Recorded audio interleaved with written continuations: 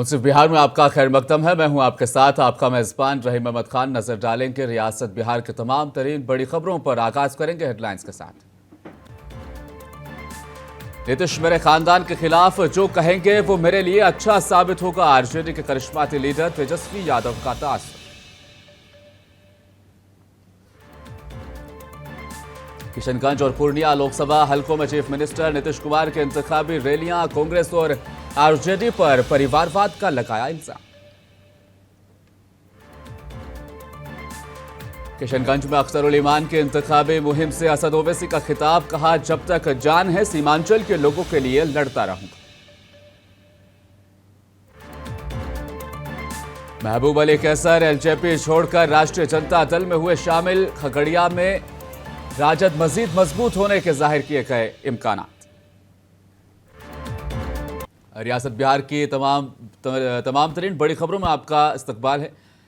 नजर डालते हैं खबरों में तफसील के साथ। सबसे पहले आगाज करते चीफ मिनिस्टर नीतीश कुमार परिवारवाद के मुद्दे पर लगातार कांग्रेस और आरजेडी को घेरने में लगे हुए हैं। नीतीश कुमार ने किशनगंज के ठाकुरगंज में जलसा आम से खिताब किया। इस दौरान उन्होंने किशनगंज में जेडीयू उम्मीदवार मुजाहिद आलम को वोट देने की अपील भी की।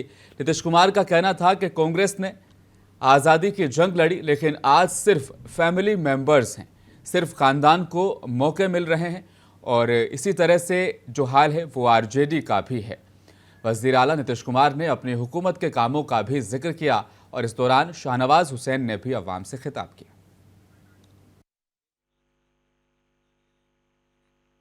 तो 4.3 था इन लोगों का जब राज था, और जब हमने सबको पढ़ाना शुरू किया तब प्रजनन दर आज से 1-1.5 साल पहले हो गया 2.9।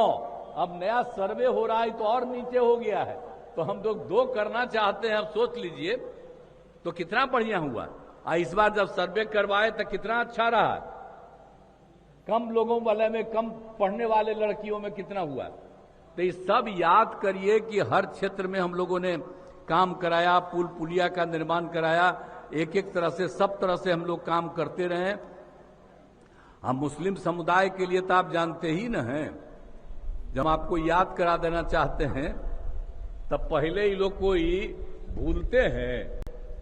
कोई आपका मदरसा में कोई काम होता था, पहले आंदोलन न करते थे, आजकल वोट दे दीजिएगा उसको। आई कौन करवाया मदरसा को जी?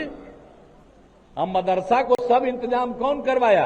अब प्राइवेट भी मदरसा है और उसके भी पढ़ाने वाले को सरकार दे रही है, जो सरकारी स्कूल में देती है, जिसको पढ़ाने वाले को वो देती है। यहाँ एमपी बनेंगे मुजाहिद साहब तो रोड, पुल, बिजली, नौकरी, रोजगार, इंडस्ट्री लगेगी। और जो लोग सरकार डबल इंजन की है, सेंट्रल में भी सरकार, बिहार में भी सरकार, और जिसने काम किया है उसको काम का इनाम दीजिए। क्या ठाकुरगंज के लोग भूल गए हैं? नीतीश कुमार जी ने 24 घंटे के अंदर यहां टिकट काउंटर खोल दिया था। हेलीकॉप्टर से आए थे, याद है कि नहीं याद है आपको? हम मंत्री थे, सांसद थे, नीतीश जी आए, बादल बहुत गहरा था, हेलीकॉप्टर से आए, लेकिन यहीं पर सभा की और रास्ते में उनको बाढ़ के पास उतरना पड़ा, जान हथेली पर लेकर आए थे। ये जो रेल लाइन यहां से उखड़ रही थी, अगर नीतीश कुमार जी न होते तो ये रेल लाइन भी यहां से उखड़ गई होती। आरजेडी के नौजवान लीडर तेजस्वी यादव ने नीतीश कुमार के हमलों का बड़ी संजीदगी से अब जवाब दिया है। पार्टी का कहना है कि सियासी हरीफों पर जाति नौयत के हमले करने की रिवायत बीजेपी ने शुरू की है। तेजस्वी के मुताबिक 4-5 लोगों ने चीफ मिनिस्टर नीतीश कुमार को हाईजैक कर रखा है। हमने कहा था कि आदरणीय नीतीश कुमार जी हमारे लिए पूरी हमारी जो है सम्मान हम करते थे, करते रहेंगे। और उन्होंने जो भी कहा, हमने हाथ जोड़ करके कहा कि उनका जो भी कहना होगा हमारे लिए, हमारे परिवार के बारे में, वो आशीर्वाद और आशीर्वचन के रूप में हम देखते हैं। लेकिन मुद्दा ये लोकसभा का चुनाव चल रहा है और लोकसभा के चुनाव में ये सब बातें करके किसी बिहार के लोगों को, देश के लोगों को फायदा तो है नहीं, इससे जनता को क्या लेना देना। तो पारिवारिक बात है, ये तो पर्सनल बात है। और हमने पहले भी कहा कि अब जो स्थिति जो हो गई है, कुछ 4-5 लोग हैं वहां जो उन लोगों ने हाईजैक हमारे चाचा को कर रखा है। जब वक्त आएगा, जब हम किताब लिखेंगे तो ये सारी बातें लिखेंगे हम उसमें। लेकिन ये कोई पहली बार उन्होंने नहीं कहा। 2020 के चुनाव में भी उन्होंने कहा था इस बात को। अब हमको लगता है कि हम तो बस उनकी चिंता ही कर सकते हैं कि जहां रहे, स्वस्थ रहे, अच्छे से रहे, खुश रहे। लेकिन तेजस्वी जी 2020 में आपने कड़ा जवाब दिया था उनको। 2020 में उनको आपने कड़ा जवाब दिया था। तो असेंबली की बात थी, तो उसमें क्या, तो बस उनके साथ जब थे तो बेटे के रूप में हम खड़े थे। और बुजुर्ग होकर के अगर ऐसी बातें कोई बड़ा आदमी कह रहा तो हम छोटे लोगों की क्या औकात है। और संस्कृति में भी नहीं है कि हम इतने बड़े, हमारे पापा के मित्र रहे, पिता तुल्य है, हम क्या बोल सकते हैं। वहीं पटना के जेडीयू दफ्तर में पार्टी तर्जुमान पल्लवी पटेल ने मीडिया से बातचीत की। उन्होंने तेजस्वी यादव को जमकर निशाना बनाया।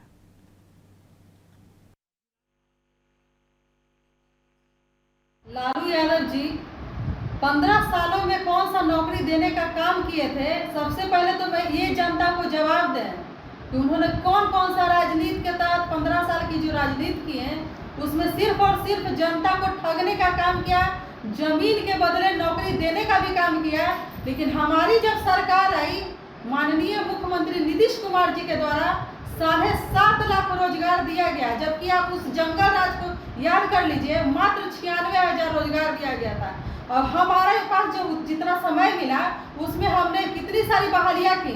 अरे 17 महीने का रोजगार तो हमारे नेता ने उसको दी है। उनको मिर्ची क्यों लगती है? मिर्ची नहीं लगनी चाहिए। काम हम किए, माननीय नेता नीतीश कुमार जी के कलम के द्वारा ये नौकरी दी गई, इसमें किंतु परंतु का कोई बात ही नहीं है। राजधानी पटना के आरजेडी दफ्तर में पार्टी के रियासती तर्जुमान एजाज अली ने मीडिया से बातचीत की। उन्होंने कहा कि आरजेडी और जेडीयू की हुकूमत 17 महीने तक चली और गुज़श्ता 17 महीनों में हमारी हुकूमत ने लाखों नौजवानों को नौकरियां फराहम करने का काम किया। चाहे भारतीय जनता पार्टी हो या जनता दल हो, राजनीतिक ज़मीन इनकी खिसक चुकी है। और जिस तरह से तेजस्वी प्रसाद यादव जी नौकरी और रोज़गार के मुद्दे पर जनता के बीच में भारतीय जनता पार्टी और जनता दल को बेनकाब किया और 17 महीने में जो कार्य किए गए महागठबंधन सरकार के माध्यम से, उन कार्यों की जो आम लोगों की ओर से प्रशंसा की जा रही है और जिस तरह से लोग तेजस्वी जी के नेतृत्व पर विश्वास कर रहे हैं, समर्थन दे रहे हैं, उसके बाद से भाजपा और जेडीयू खेमे में बेचैनी है। और बेचैनी और बौखलाहट में किस तरह का प्रलाप कर रहे हैं यह स्पष्ट रूप से दिख रहा है। देखिए, तेजस्वी जी ने स्पष्ट रूप से कहा कि नीतीश जी को 4-5 लोगों ने अपने राजनीतिक हित के लिए या अपने राजनीति को आधार देने के लिए, आकार देने के लिए भारतीय जनता पार्टी के साथ मिल करके कहीं ना कहीं उनके राजनीतिक विचार को हाईजैक कर लिया, उनकी सोच को हाईजैक कर लिया, उनको उसी तरह से बयान दिलवा रहे हैं जिससे कि उनका जनता में इमेज खराब हो। और इस तरह का जो लोग भी कर रहे हैं उस पर मैं एक संस्मरण लिखूंगा और सारी बातों का उल्लेख करूंगा। तो इनको बेचैनी क्यों हो रही है? सच और सच्चाई आने से ये घबरा क्यों रहे हैं? ये कहीं ना कहीं जो सच और सच्चाई है उससे आम आवाम को अवगत नहीं होने देना चाहते। आम आवाम को भी पता है कि नीतीश जी के विचारों को कहीं ना कहीं सत्ता और स्वार्थ के लिए किन लोगों ने कैद करवाने का काम किया है और किन लोगों के माध्यम से कैद किया जा रहा है, ये भी पता है। सब कुछ सामने आ जाएगा, घबराए नहीं।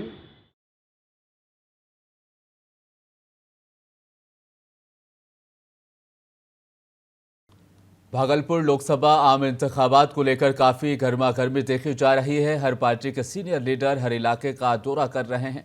भागलपुर में 26 अप्रैल को इंतखाब के दूसरे मरहले में वोट डाले जाएंगे। एक तरफ एनडीए के उम्मीदवार अजय मंडल हैं, तो वहीं दूसरी तरफ महागठबंधन के उम्मीदवार अजीत शर्मा ने भागलपुर नाथनगर के बहादुरपुर दुर्गा मंदिर के मैदान में एक जलसा-ए-आम मुनक्किद किया था। वहीं एनडीए की बात करें तो एनडीए उम्मीदवार अजय मंडल के हक में बिहार के नायब वजीर आला सम्राट चौधरी और हम पार्टी के कौमी सदर साबिक वजीर आला जीतन राम मांझी ने जलसा-ए-आम से खिताब किया। जीतन राम मांझी ने कहा कि भारतीय जनता पार्टी मुल्क की सलामती का काम कर रही है और दूसरी तरफ सिर्फ एक तबके को खुश करने के लिए इंडिया अलायंस काम कर रहा है। इसी इलाके से आता हूं, जो भागलपुर जिला का सबसे अंतिम गांव है, वही मेरा गांव है। और साथियों समझिए, भागलपुर को विकसित करना है। अभी मैं आया था चुनाव के दौरान, नॉमिनेशन के दौरान मैंने स्पष्ट तौर पर बताया है, ये जो पुराना एयरपोर्ट है, इसको मैं मकान बनाने के लिए हाउसिंग कॉलोनी को दूंगा और नए जगह पर एक भव्य नया एयरपोर्ट बनाकर भागलपुर को अंतर्राष्ट्रीय स्तर पर जोड़ने का काम करूंगा। इसका काम भी शुरू कर दिया है साथियों। बिहार के 4 जगह पर हम लोगों ने एयरपोर्ट का काम शुरू किया है। राजगीर है, भागलपुर है, रक्सौल है, गोपालगंज है। इन तमाम जगह पर राज्य सरकार अपने जमीन खरीद कर इसको एयरपोर्ट बनाएगी, तब भारत सरकार को हैंडओवर करेगी। ये पूरी व्यवस्था बदलनी है और नया भागलपुर, न्यू भागलपुर। लोग सोचते थे ग्रेटर पटना बने, अब हम लोग ग्रेटर भागलपुर बनाएंगे। कोई अर्बन स्थिति नहीं बदली, बाईपास हम लोगों ने बनाया। अब इसके बाद प्लानिंग करके पूरे शहर को स्थापित करना है। इसलिए साथियों 4 लेन बन रहे हैं, नए शहर बनेंगे। पुरस्कृत किया है, क्यों जानते होंगे आप लोग, प्रबुद्ध लोग हैं। जो चंद्रयान 3 हमारे नरेंद्र भाई मोदी जी के नेतृत्व में चंद्रमा के दक्षिणी छोर पर पहुंचा, उसके लिए हमको पुरस्कार दिया, जो आज तक विश्व के कोई लोग नहीं वहां पहुंचे। तो हमारा मान मर्यादा को कहां तक नरेंद्र भाई मोदी जी ने बढ़ाने का काम किया। दूसरी ओर हम कह सकते हैं कि 2014 में जब नरेंद्र मोदी जी आए थे, तो भारत की अर्थव्यवस्था 12वां, 13वां, 17वां में था। का जो लोकसभा का चुनाव है, देश का दिशा हमें एक अच्छे देश के विकास में ले जाना है। इसीलिए हमें माननीय प्रधानमंत्री महोदय नरेंद्र मोदी जी का हाथ मजबूत करना है और उनके हम पोस्टमैन बनकर आप लोगों से आपका संदेश लेकर माननीय प्रधानमंत्री को पहुंचाना है, यही कहने में आया हूं। वहीं वीआईपी के मुकेश सहनी ने तेजस्वी यादव के बयान की हिमायत की है। याद रहे कि पहले मरहले में वोटिंग फीसद कम होने के बाद तेजस्वी ने बीजेपी को निशाना बनाया और कहा कि बीजेपी फ्लॉप हो चुकी है। सहनी के मुताबिक हुक्मरान पार्टी की हवा निकल चुकी है और मुल्क के लोग हुकूमत को गिराने के लिए अब तैयार हैं। मुकेश सहनी ने मजीद बताया कि भागलपुर, मुंगेर, पूर्णिया और कटिहार में ये मामला अब उठाया जाएगा। बदल गया है, बीजेपी के विपरीत जो है हवा चली है। नहीं, निश्चित तौर पे ये सही है। जो जिस हिसाब से कल वोटिंग परसेंटेज कम हुआ है, तो इससे स्पष्ट होता है कि भाजपा का कहीं ना कहीं हवा निकल चुका है। और उन लोगों में भी कह रहे हैं कि भाई अभी मोदी जी के चक्कर में नहीं रहिए, आप लोग कार्यकर्ता काम कीजिए। तो और जिस हिसाब से वोटिंग परसेंटेज कम हुआ, तो मान लीजिए कि सरकार के फिर से बनाने के लिए लोग उत्साह नहीं है और सरकार गिराने के लिए लोग रेडी है। तो इसलिए बहुत ही अच्छा रिजल्ट कल का हम लोग जानकारी मिला, खुशी प्राप्त हो रहा। और भी मजबूती से हम लोग प्रचार करेंगे और ज़्यादा से ज़्यादा मेहनत करेंगे। इसके लिए हम लोग आगे काम कर रहे हैं। राहुल गांधी भी आ रहे हैं। जी हाँ, आज राहुल गांधी जी का भी कार्यक्रम है। भागलपुर हम लोग जा रहे हैं और हम लोगों का कार्यक्रम और भी उसके मुंगेर में, पूर्णिया में भी कार्यक्रम है, कटिहार में भी कार्यक्रम है। कांग्रेस पार्टी के प्रत्याशी तारिक अनवर साहब जी के इधर भी प्रचार हम लोग करने के लिए जा रहे हैं। तो पूरे गठबंधन के जितने भी नेतागण हैं, सभी के लिए हम लोग प्रचार कर रहे हैं। वहीं महबूब अली कैसर ने एलजेपी छोड़कर अब राष्ट्रीय जनता दल की रुकनियत हासिल कर ली है। राष्ट्रीय जनता दल के दफ्तर में मुनक्किद इस प्रोग्राम में खगड़िया लोकसभा हल्के के सैकड़ों कारकुनान और लीडरों ने भी शिरकत की। तेजस्वी यादव ने साबिक एमपी महबूब अली कैसर का पार्टी में खैर मकदम किया है। इस मौके पर आरजेडी के कौमी जनरल सेक्रेटरी अब्दुल बारी सिद्दीकी, राज्यसभा के साबिक रुकन पार्लियामेंट अनिल सहनी और दीगर मौजूद थे। आपको बता दें कि महबूब अली कैसर ने गुज़श्ता साल लोकसभा इलेक्शन खगड़िया लोकसभा हलके से एलजेपी के टिकट पर इलेक्शन लड़ा था। वहीं चिराग पासवान का चेहरा अब वहां से सामने आ चुका है। ज़्यादातर पसमानदा बिरादरियों को एलजेपी में कोई जगह अब नहीं दी जा रही है। ज्वाइन करने का फैसला लिया है।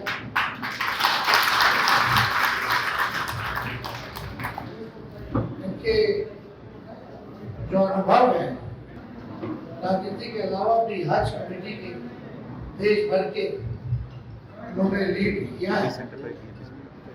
मुझे पूरा विश्वास है कि इसके पार्टी में जुड़ने के बाद पार्टी को जो है उनसे भी मुलाकात हुई थी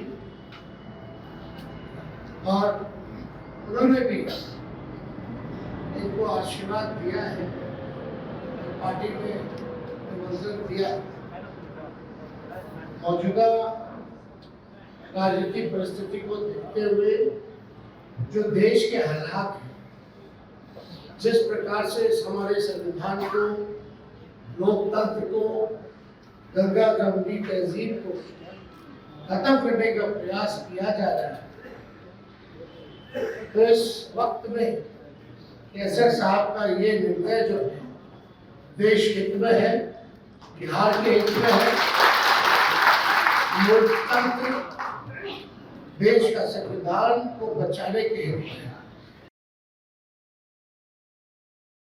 वहीं किशनगंज जिले के ठाकुरगंज ब्लॉक के अगस्ती कोराहाट में ऑल इंडिया इत्तेहादुल मुस्लिमीन के चीफ असदुद्दीन ओवैसी का इंतखाबी जलसा मुनक्किद हुआ। ओवैसी ने यहां पर खिताब करते हुए MIM के उम्मीदवार अख्तरुल ईमान के हक में वोट की अपील की और सीमांचल के लोगों के मसाइल का हल निकालने का वादा भी किया।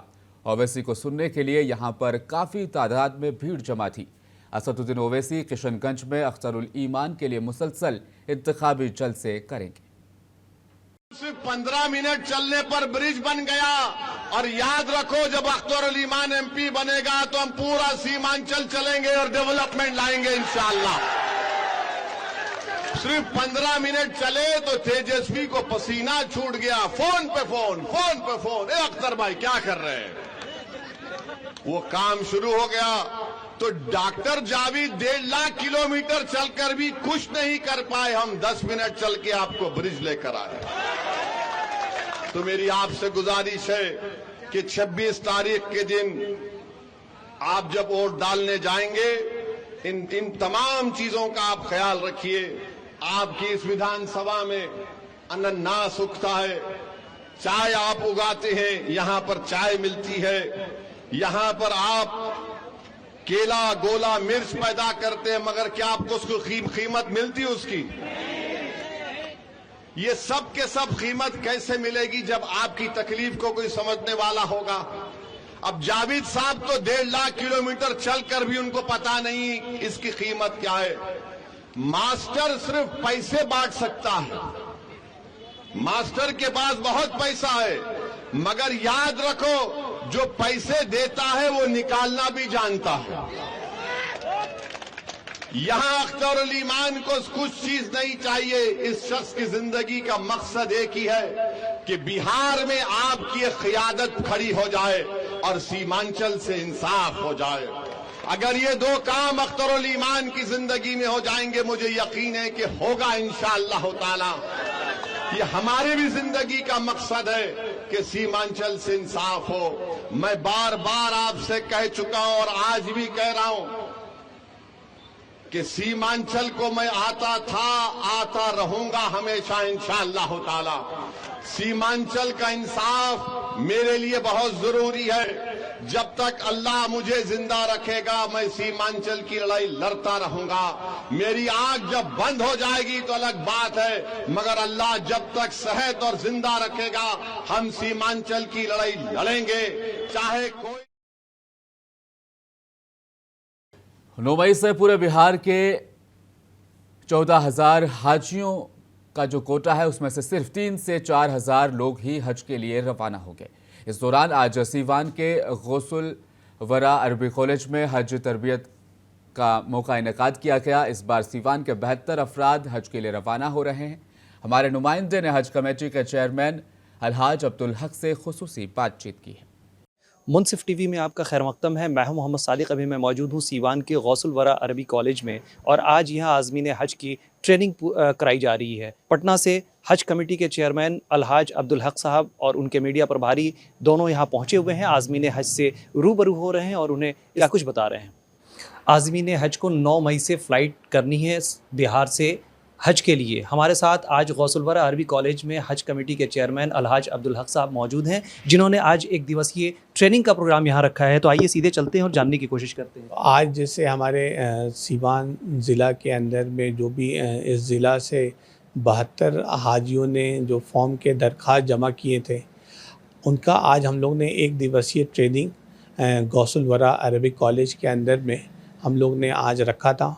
और पटना से आने का हमें पहली दफ़ा मौका मिला है इस मदरसे में, और हमारे साथ साथ उलेमा इकराम आए हैं।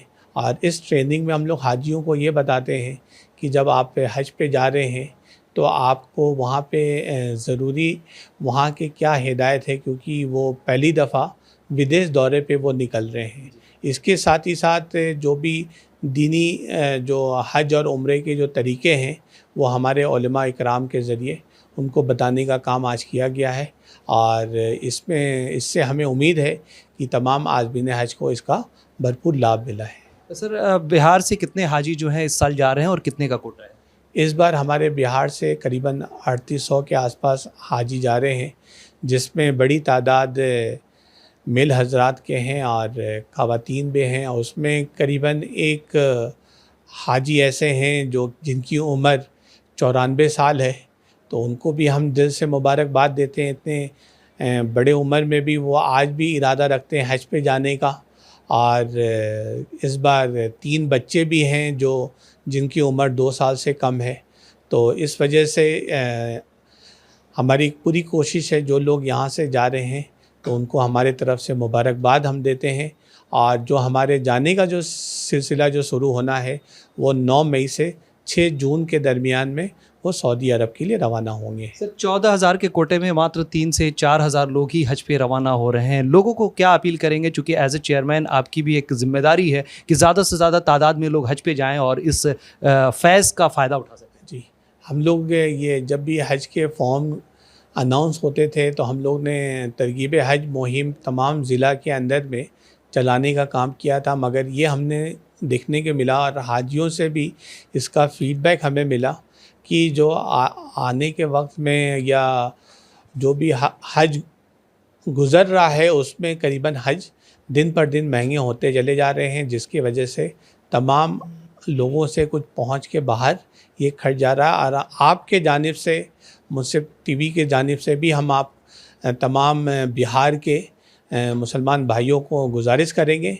कि आप साहिब इत्तिताअत है, कोशिश करें कि आप अपने पहले मरहले में हज को मुकम्मल कर लें, क्योंकि आने वाले वक्त में काफ़ी रियाल महंगा होगा, जिसकी वजह से हज भी महंगा होने का इम्कान दिख रहे हैं। बहुत शुक्रिया हज़रत। शुक्रिया। आज़मीन हज की खिदमत के लिए आप लोग यहाँ लगे हुए हैं, अब्दुल जब्बार साहब की तरफ से क्या कहेंगे? अल्हम्दुलिल्लाह, सब हाजी को मुबारकबाद देते हैं ताकि उन सबकी अच्छे से हज कबूल हो और उनकी जो जितनी मुश्किलें हैं वो आसान हो जाएं और सबकी हज कबूल हो जाए। और हाजी अब्दुल जब्बार साहब को ये मौका मिला है हाजियों का खिदमत करने के लिए, अल्हम्दुलिल्लाह उसमें हम लोग लगे हुए हैं। अल्लाह इनको कबूल अता फरमाए। कैमरा पर्सन सिराज खान के साथ मोहम्मद सादिक, मुनसिफ टीवी सीवान।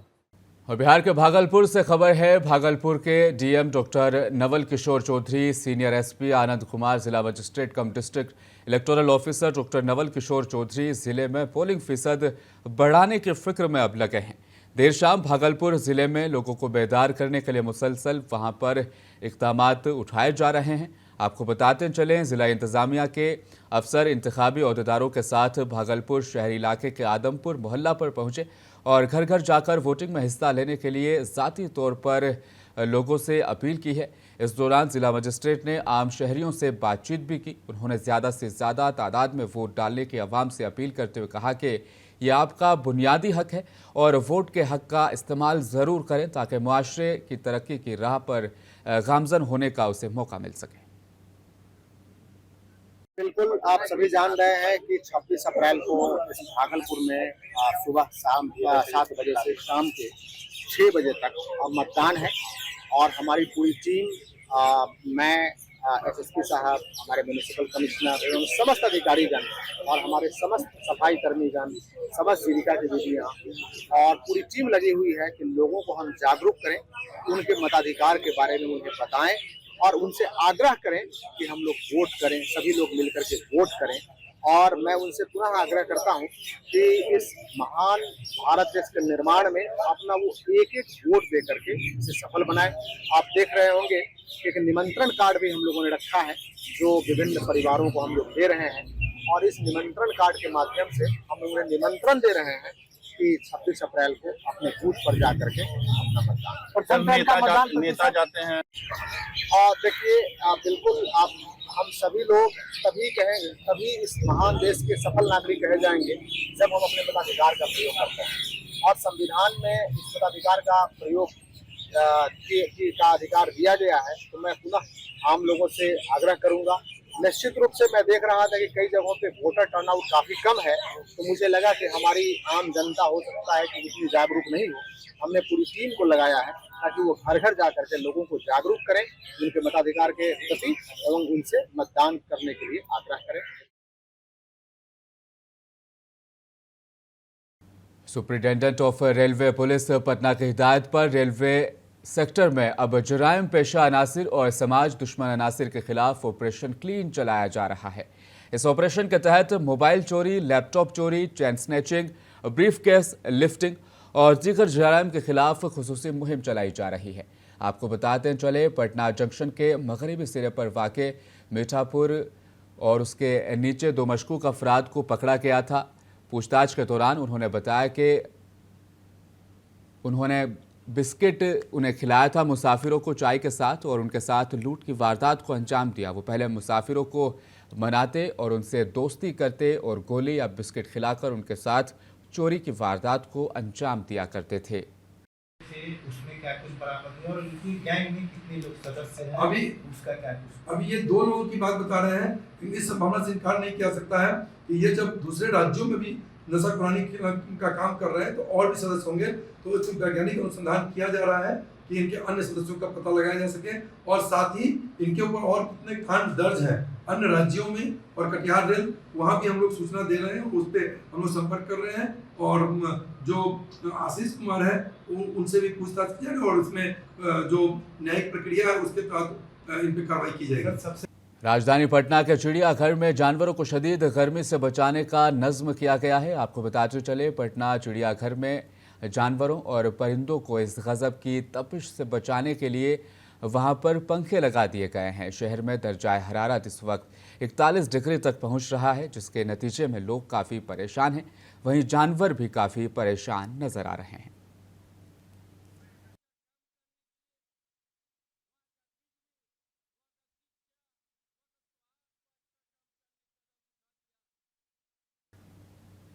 और सिर्फ बिहार की खबरों में फिलहाल इतना ही। आखिर में एक बार फिर रुख करेंगे हेडलाइंस की जानिब। नीतीश मेरे खानदान के खिलाफ जो कहेंगे वो मेरे लिए अच्छा साबित होगा, आरजेडी के करिश्माती लीडर तेजस्वी यादव का बयान। किशनगंज पूर्णिया लोकसभा हल्का में चीफ मिनिस्टर नीतीश कुमार के इंतखाबी रैलियां, कांग्रेस और आरजेडी पर परिवारवाद का लगाया इल्जाम। किशनगंज में अख्तरुल ईमान के इंतखाबी मुहिम से असद ओवैसी का खिताब, कहा जब तक जान है सीमांचल के लोगों के लिए लड़ता रहूंगा।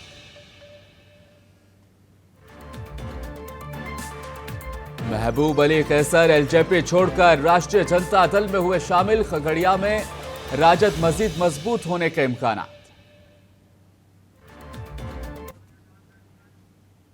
मुंसिफ बिहार का सिलसिला यहीं पर इख्तिताम पसीर होता है। मजीद खबरों के लिए आप बने रहिए हमारे साथ, देखते रहे मुंसिफ टीवी न्यूज़।